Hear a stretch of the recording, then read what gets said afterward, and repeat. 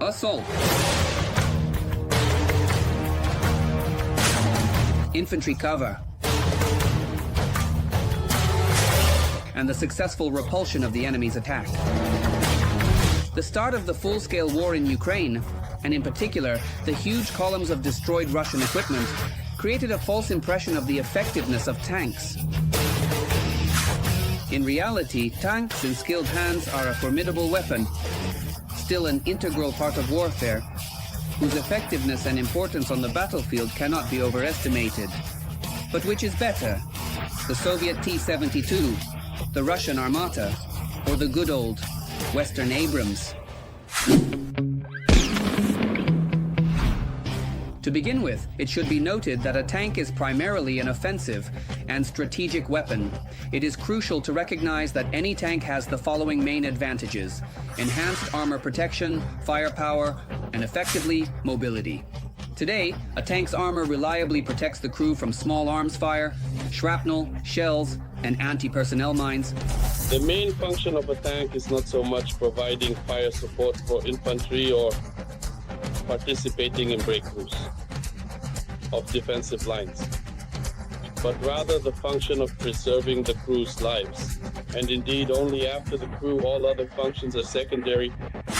Despite its effectiveness in covering infantry and any offensive against enemy positions, the tank has significant drawbacks. It is an absolutely dependent unit.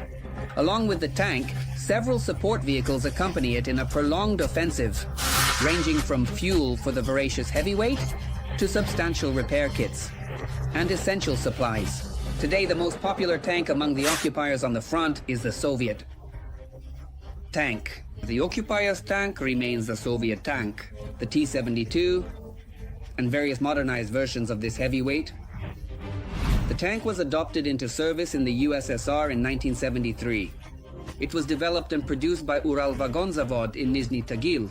From 1973 to 1992, approximately 20,000 T-72 tanks of all modifications were produced in the Soviet Union and later in Russia, according to various Western sources.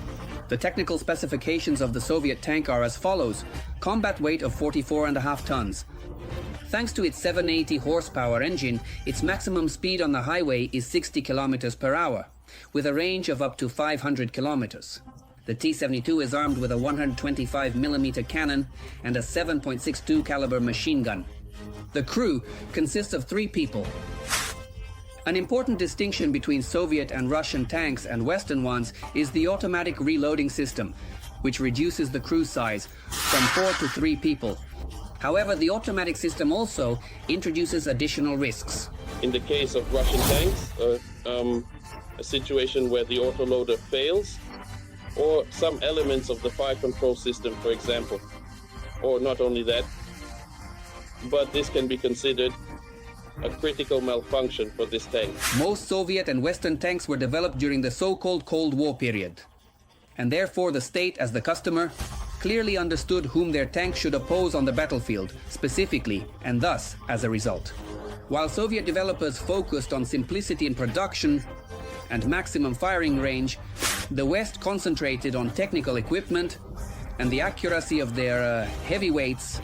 In most cases, Western tanks have much higher accuracy than Soviet ones, although the Soviets had superiority specifically in terms of firing range. This is due to the fact that Soviet tanks were planned to be used in large open spaces in the steppes, while Western tanks, for example, German Leopards, were mainly intended to be used in wooded or hilly areas where there isn't much open space. At the end of September 2023, Ukrainian President Volodymyr Zelensky confirmed the arrival of the first American Abrams tanks in Ukraine, and very soon they will be sent to the front. The American tank, along with the German Leopard, is considered a benchmark Western tank. This tank has been in service with the US Army since 1980 and remains the main combat vehicle of the United States to this day. Today, there is even talk about extending the service life of the Abrams in the USA until 2050. This is most likely because the tanks are constantly being updated, They mainly try to enhance the armor, and add new digital systems. For example, in the M1A2 version, the commander has an independent thermal sight and a new generation of uranium armor. The Abrams armor is among the best in the world. Regarding protection level, it is a very high indicator for tanks. The technical specifications of the Abrams are as follows. The combat weight is impressive at 60 tons. The engine power is twice that of the Russian T-72. The maximum speed on the highway is 67 kilometers per hour, and in and the range is 480 kilometers. It is armed with a 120mm A cannon and a large caliber Browning machine gun. It turns out that if one were to look for a worthy opponent to the American in the Russian army, it should have been the unparalleled Armata, but it did not make it to the battle, stalling on Red Square.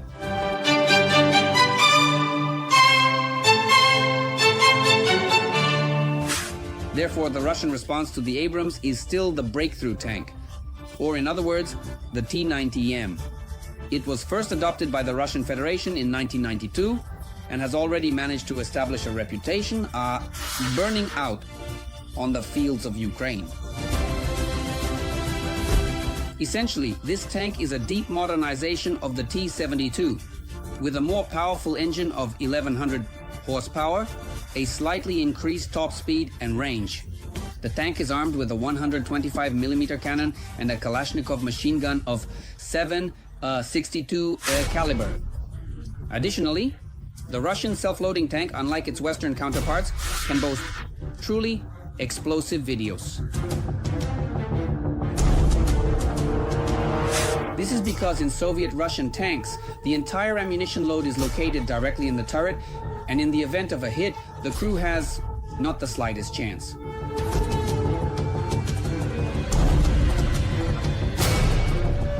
The crew is positioned on the ammunition storage. It's practically like being on a powder keg. At the same time, in Western-style tanks, the ammunition is separated from the crew, and in the event of detonation, the crew has a high chance of surviving the explosion. In the Abrams, for example, there is a system that shields the crew from, for instance, the ammunition. The ammunition is located in a part of the turret, or it is positioned so that in the event of an explosion, blow-off panels activate on the outside. That is, the main blast wave does not go inside the tank, it goes, it impacts through these panels into the open space. As we can see, while the Russian tank industry is chasing quantity and grandeur, without much consideration for the crew's safety, the West focuses on technical equipment and ensuring the safety of personnel, whose experience and knowledge, in turn, are the main advantages of a tank in any duel. When it comes to a tank duel, Western tanks certainly have an advantage over Soviet ones, although much depends on the crew's experience. The crew's experience is no less important than all the technological configurations of the tank. Even technological superiority can take second place to the crew's experience. Friends, that's all for now. Don't forget to write in the comments about which types of weapons you would like to learn more about. Also, like this video and subscribe to our channel and hit the bell icon so you don't miss the next episodes of Arsenal.